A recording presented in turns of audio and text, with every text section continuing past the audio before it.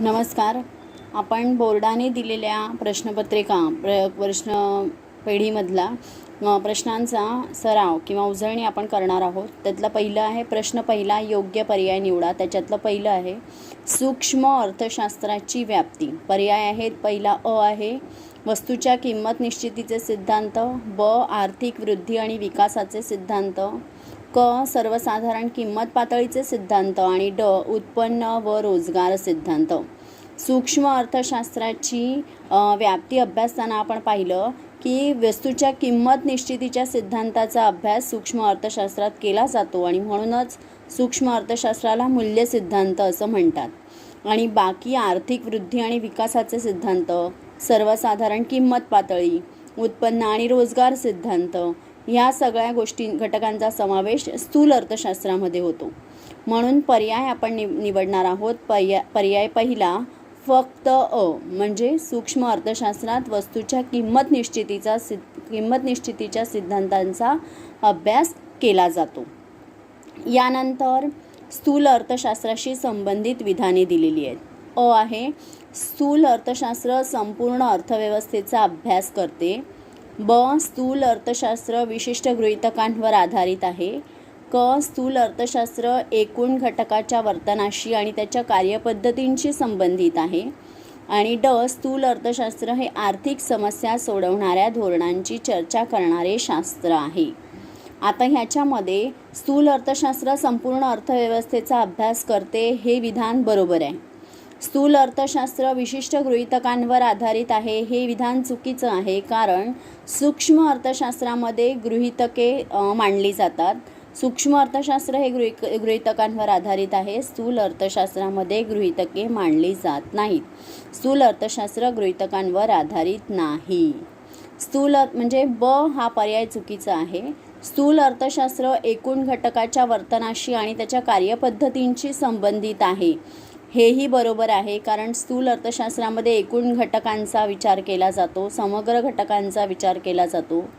आणि स्थूल अर्थशास्त्र हे आर्थिक समस्या सोडवणाऱ्या धोरणांची चर्चा करणारे शास्त्र आहे. म्हणजे स्थूल अर्थशास्त्रामध्ये आर्थिक धोरणांची चर्चा केली जाते. समग्र घटक, संपूर्ण देशाशी किंवा अर्थव्यवस्थेशी संबंधित घटक विचारात घेतले जातात.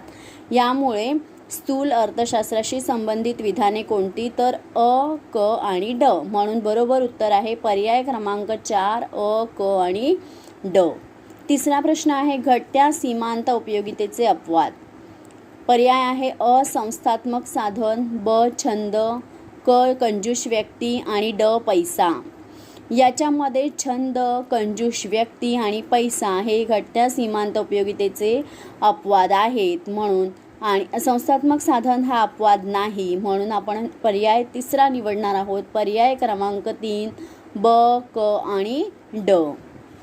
त्यानंतर चौथा प्रश्न आहे घटत्या सीमांत उपयोगिता सिद्धांतावरची टीका. अ पर्याय आहे अवास्तव गृहीतके. ब अविभाज्य वस्तूसाठी लागू पडत नाही. क हा सिद्धांत विशिष्ट वेळी एकच गरज पूर्ण करून मिळणाऱ्या समाधानापुरता मर्यादित आहे. ड प्रत्यक्षात उपयोगितेचे संख्यात्मक मापन करणे अशक्य असते. मग आता याच्यामध्ये पहिलं अवास्तव गृहीतकांवर आधारित आहे हे बरोबर आहे.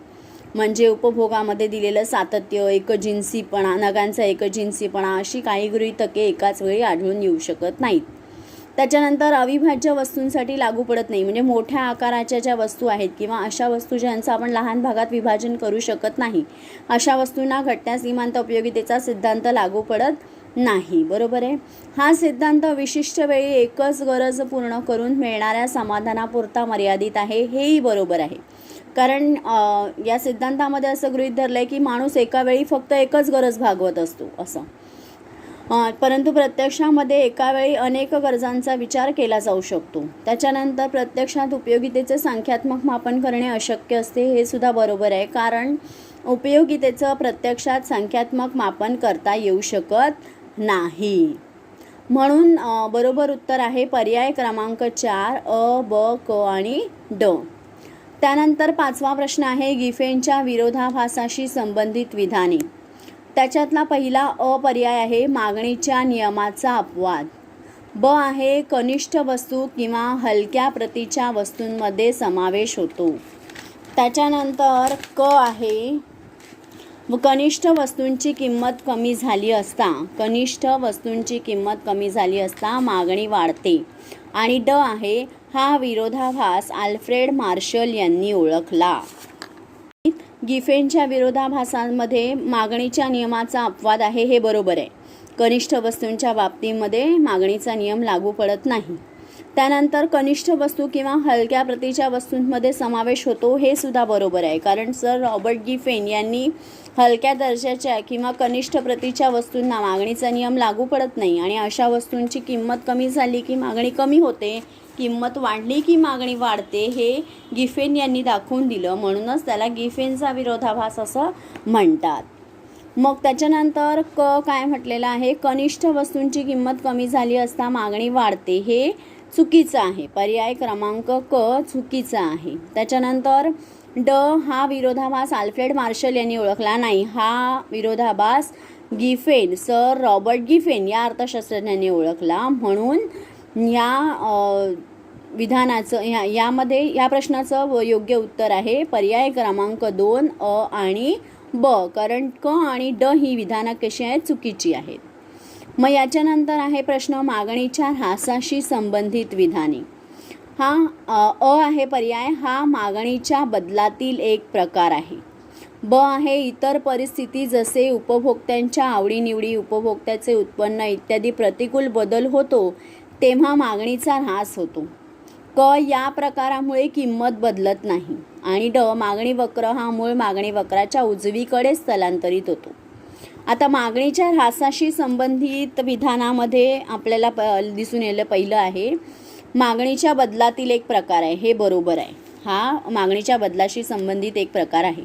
त्यानंतर ब आहे इतर परिस्थिती जसं उपभोक्त्यांच्या आवडीनिवडी, उपभोक्त्यांचं उत्पन्न यामध्ये जेव्हा प्रतिकूल बदल होतो तेव्हा मागणीमध्ये देखील ऱ्हास घडून येतो. हे दुसरा पर्यायसुद्धा बरोबर आहे. त्यानंतर या प्रकारामुळे किंमत बदलत नाही असं म्हटलं आहे, म्हणजेच बरोबर आहे हे सुद्धा. किंमत स्थिर असताना इतर घटकांच्या परिणामामुळे मागणीमध्ये ऱ्हास घडून येतो. ड मात्र चुकीचं आहे, कारण त्याच्यात म्हटलं आहे मागणी वक्र हा मूळ मागणी वक्राच्या उजवीकडे स्थलांतरित होतो. तर उजवीकडे स्थलांतरित होणारा मागणी वक्र मागणीतील वृद्धी दर्शवतो आणि जेव्हा मागणीमध्ये ऱ्हास घडून येतो तेव्हा मागणी वक्र डाव्या बाजूला सरकतो. म्हणून या प्रश्नाचं बरोबर उत्तर आहे पर्याय क्रमांक 2 अ, ब आणि क, कारण ड हा पर्याय चुकीचा आहे. याच्यानंतर बघा पुढचा प्रश्न आहे संपूर्ण अलौकिक मागणीशी संबंधित चुकीची विधाने. आता प्रश्न नीट समजून घ्यायचा. संपूर्ण अलौकिक मागणीशी संबंधित चुकीची विधाने म्हणजे जी बरोबर विधाने आहेत ती पकडायची नाहीत, आपल्याला चुकीची विधानांचा पर्याय उत्तरामध्ये द्यायचा आहे.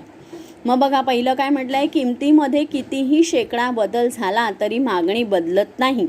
बरोबर आहे, किमतीमध्ये कितीही शेकडा बदल झाला तरी मागणी बदलत नाही, मागणी स्थिर राहते. यालाच संपूर्ण अलौकिक मागणी असं म्हणतात.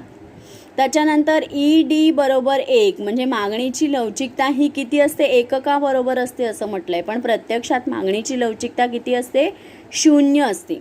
संपूर्ण अलौकिक मागणीमध्ये मागणीची लवचिकता ई डी बरोबर 0 असते. त्यानंतर मागणी वक्र क्ष अक्षाला समांतर असतो असं म्हटलं आहे, पण संपूर्ण अलौकिक मागणी वक्र हा क्ष अक्षाला समांतर नसतो तर य अक्षाला समांतर असतो. म्हणजे पर्याय क्रमांक ब आणि क ही 2 चुकीची विधान आपल्याला मिळाली. ड काय आहे तर संपूर्ण अलौकिक मागणी हा मागणीच्या किंमत लवचिकतेचा एक प्रकार आहे. ड पर्याय बरोबर आहे, म्हणजे अ आणि ड बरोबर आहे आणि आपल्याला चुकीची विधानं विचारली आहेत म्हणून आपण पर्याय क्रमांक 3 निवडणार आहोत, ब आणि क. त्यानंतर 8वा आहे छेदक लवचिकतेशी संबंधित विधाने. छेदक लवचिकता म्हणजे एका वस्तूच्या किमतीतील बदलास दुसऱ्या वस्तूच्या मागणीतील बदलाचा प्रतिसाद. ब आहे मागणीच्या लवचिकतेचा एक प्रकार. क आहे हे पूरक व स्पर्धात्मक मागणीशी संबंधित आहे. आणि ड मागणीची छेदक लवचिकता बरोबर मागणीतील शेकडा बदल भागिले किमतीतील शेकडा बदल. याच्यातलं पहिलं बरोबर आहे. छेदक लवचिकता म्हणजे एका वस्तूच्या किमतीतील बदलास दुसऱ्या वस्तूच्या मागणीतील बदलाचा प्रतिसाद, हे छेदक लवचिकतेशी संबंधित पहिलं विधान बरोबर आहे.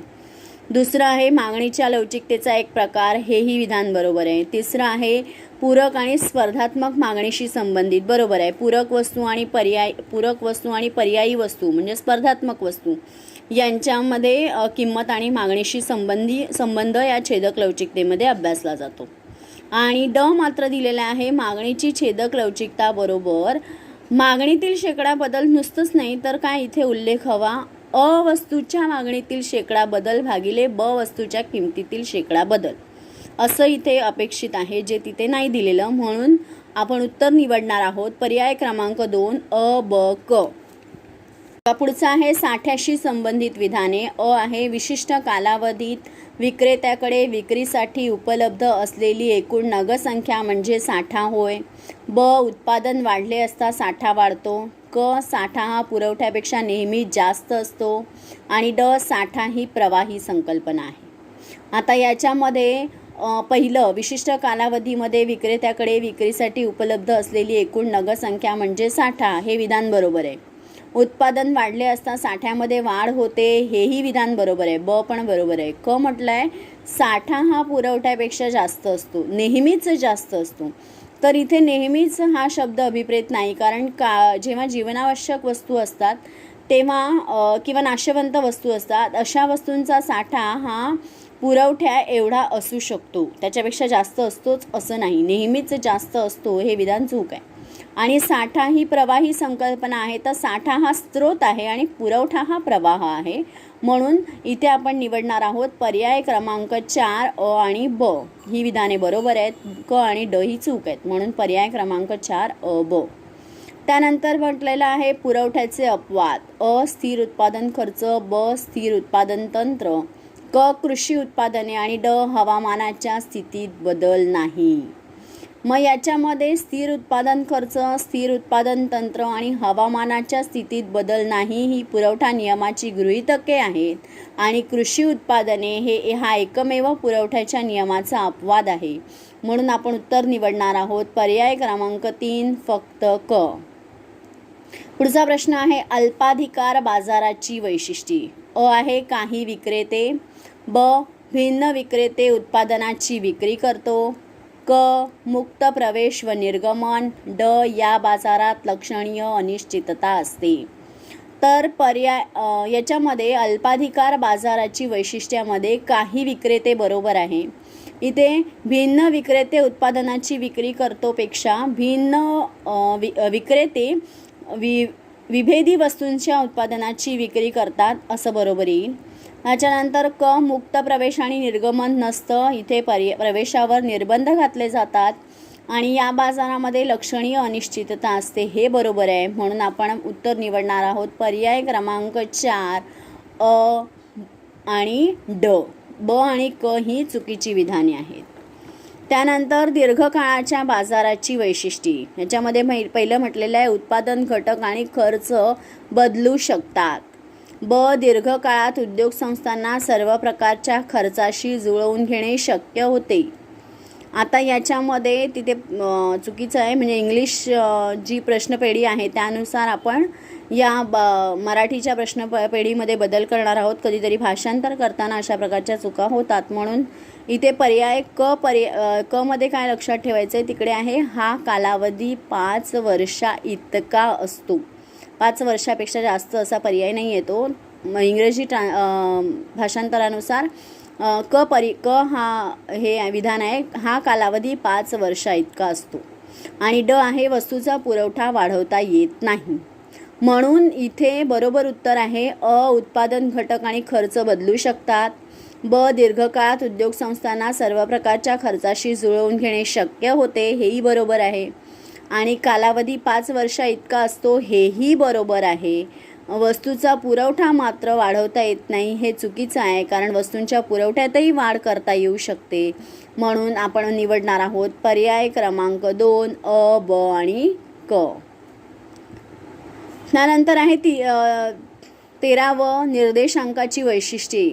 अ पर्याय आहे आर्थिक धोरण ठरवण्यासाठी याचा उपयोग होतो. ब आहे आर्थिक माहिती वास्तव स्वरूपात सादर करण्यास मदत होते. क आहे निर्देशांक हे सांख्यिकीय साधन आहे. आणि ड पर्याय आहे निर्देशांक हे सरासरी काढण्याचे विशिष्ट साधन आहे. मग याच्यामधला पर्याय क्रमांक अ आणि ब ही चुकीचे आहेत. म्हणजे चुकीचे म्हणजे आर्थिक धोरण ठरवण्यासाठी निर्देशांकाचा उपयोग होतो.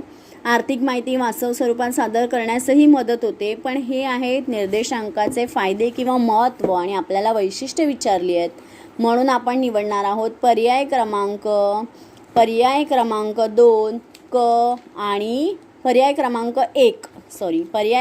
1 क आणि ड. म्हणजे निर्देशांक हे सांख्यिकीय साधन आहे आणि दुसरं म्हटलेलं आहे निर्देशांक हे सरासरी काढण्याचं विशिष्ट साधन आहे, ड म्हटलेलं आहे. तर आपण पर्याय क्रमांक 1 निवडणार आहोत, क आणि ड. यानंतर 14वा आहे भारान्वित निर्देशांकाशी संबंधित विधाने. याच्यामध्ये पहिलं विधान आहे या पद्धतीत विविध वस्तूंना योग्य भार देण्यात येतो, म्हणजेच त्यांना सापेक्ष महत्त्व दिलं जातं. त्यानंतर याच समूहातील वस्तूंना सापेक्ष महत्त्व दिलं जातं. यामध्ये संख्या भारांश म्हणून वापरली जाते. ड लास्पेयर किंमत निर्देशांक आणि पाश्चे निर्देशांक या 2 पद्धतीचा वापर भारान्वित निर्देशांक तयार करण्यासाठी केला जातो. तर याच्यातली बरोबर विधाने आहेत 4ही अ, ब, क आणि ड. म्हणून आपण निवडणार आहोत उत्तर पर्याय क्रमांक 4 अ, ब, क आणि ड. त्यानंतर आता उत्पादन 15वा आहे उत्पादन पद्धतीने राष्ट्रीय उत्पन्नाचे मापन करताना घ्यावयाच्या दक्षता. आता याच्यात काय म्हटलं आहे, पहिलं अ हे दुहेरी गणना टाळण्यासाठी फक्त अंतिम वस्तू आणि सेवांचे मूल्य मोजते, बरोबर आहे. ब आहे अप्रत्यक्ष कराची किंमत वगळावी, बरोबर आहे.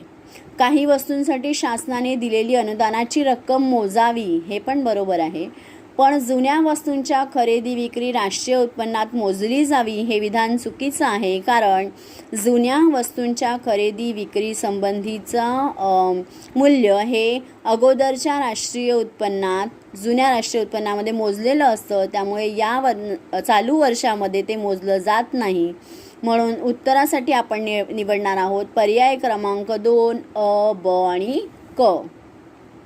याच्यानंतर म्हटलेलं आहे राष्ट्रीय उत्पन्न मोजमापाच्या व्यावहारिक अडचणी.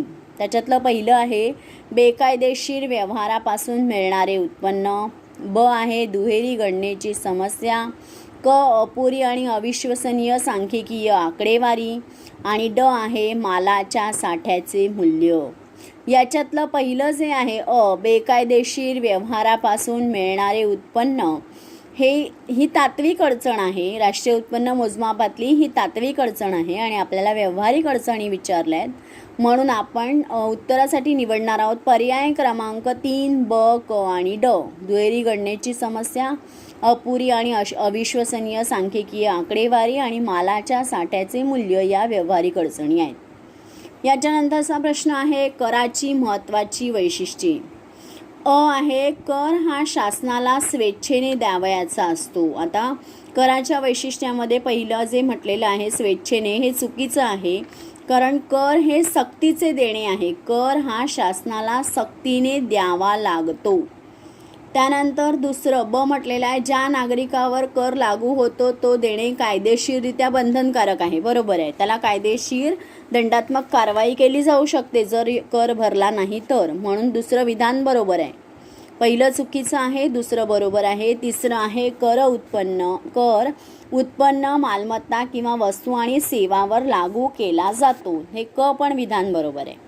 ड आहे कराच्या मोबदल्यात करदात्याला शासनाकडून भेट आणि प्रमाणशीर लाभ किंवा सेवा घेण्याचा अधिकार असतो, तर ड विधान चुकीचं आहे.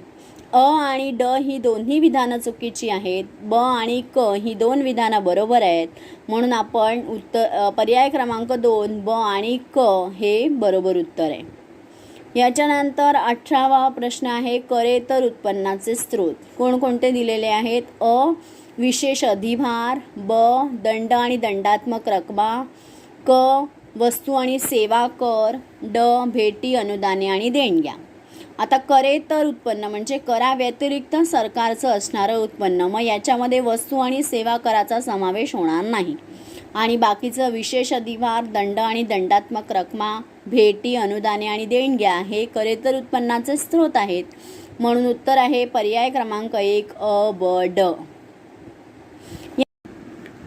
तर 19वा प्रश्न आहे नाणे बाजारातील संघटित क्षेत्र. पर्याय आहेत पहिला पर्याय भारतीय रिझर्व्ह बँक, ब व्यापारी बँका, क सहकारी बँका आणि चौथा ड आहे स्थानिक बँकर्स.